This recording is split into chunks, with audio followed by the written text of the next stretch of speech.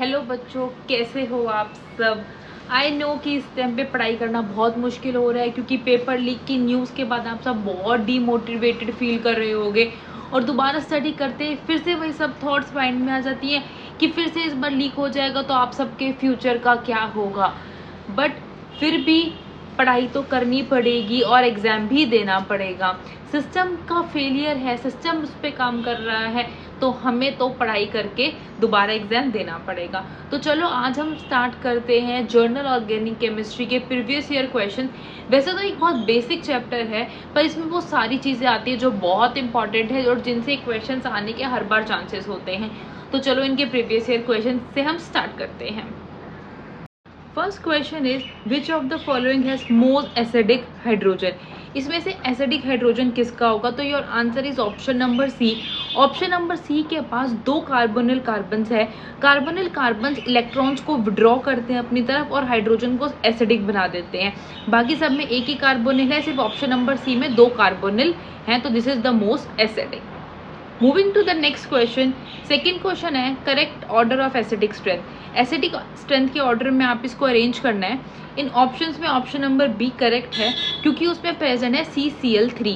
जो CCl3 है उसमें माइनस आई इफेक्ट होता है। माइनस आई इफेक्ट की वजह से वो कार्बोक्सिलेट आयन को स्टेबलाइज कर देगा और एसिडिक हो जाएगा। और उसमें CH3 जो थर्ड ऑप्शन है वो उसमें होता है plus I effect. Plus I effect होने की वजह से वो हो जाएगा least acidic. Third question, which of the following has maximum plus I effect.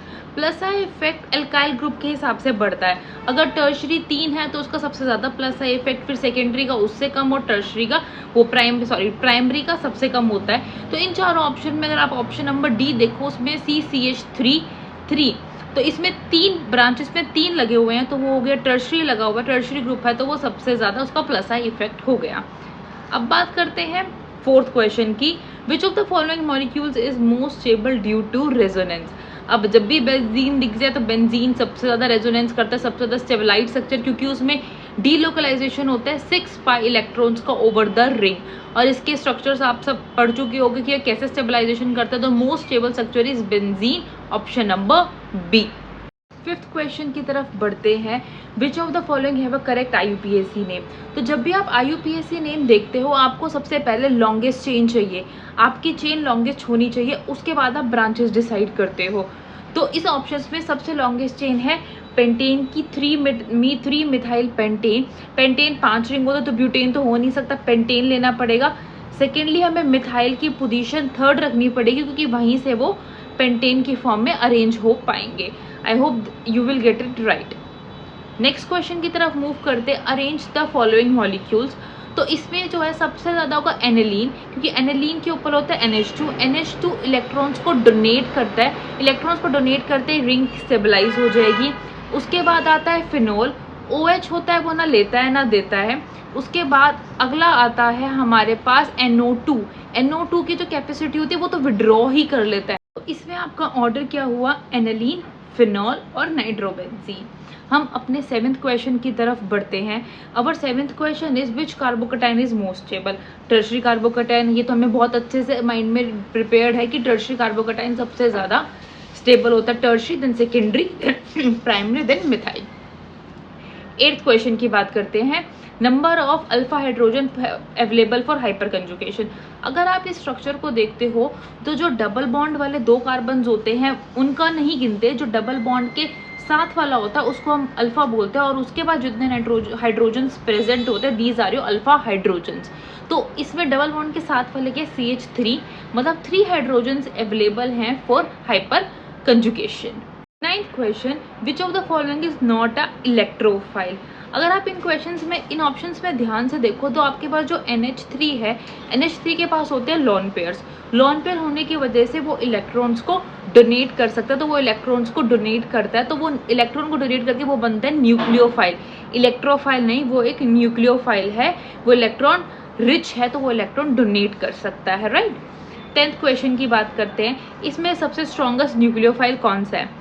पहली चीज, न्यूक्लियोफाइल पहचानने की सबसे इंपॉर्टेंट चीज होती है negative charge. OH negative, OH के पास नेगेटिव चार्ज होता है मतलब वो इलेक्ट्रॉन रिच है and can easily can donate the electrons. हमारा अगला question, which of the following intermediate is planar. Planar की बात करें तो जो कार्बोकटायन होता है वो sp2 हाइब्रिडाइज होता है, प्लेनर हो गया। फ्री रेडिकल भी sp2 हाइब्रिडाइज होता है, वो भी प्लेनर हो गया।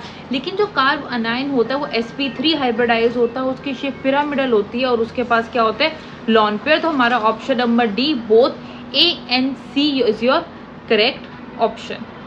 अगले क्वेश्चन की बात करते हैं। अब हम फ्री रेडिकल्स की स्टेबिलिटी की बात करते हैं। फ्री रेडिकल के ऊपर आजकल काफ़ी क्वेश्चंस आने लग गए हैं। तो फ्री रेडिकल की जो स्टेबिलिटी होती है वो होती है 3 degree, 2 degree, 1 degree and then methyl. क्यों होता है ऐसे? क्योंकि जहाँ पे फ्री रेडिकल होता है अगर उसके आसपास एल्काइल ग्रुप्स होते हैं तो वो उसे हाइपर कंजुगेशन या फिर इंडक्टिव इफेक्ट से स्टेबलाइज करते हैं। तो जितने ज़्यादा एल्काइल ग्रुप्स प्रेजेंट होंगे उतना वो स्टेबल रेडिकल होगा। अब लास्ट क्वेश्चन की बात करते हैं, which of the following pairs are metamers. Metamerism क्या होता है? जिसमें मॉलिकुलर फॉर्मूला भी सेम हो और फंक्शनल ग्रुप भी सेम हो। तो इसमें जो आपका ऑप्शन नंबर 2 है उसमें दोनों ईथर्स प्रेजेंट है। Ether is a functional group और दोनों का मॉलिकुलर फॉर्मूला आ रहा है C4H10O।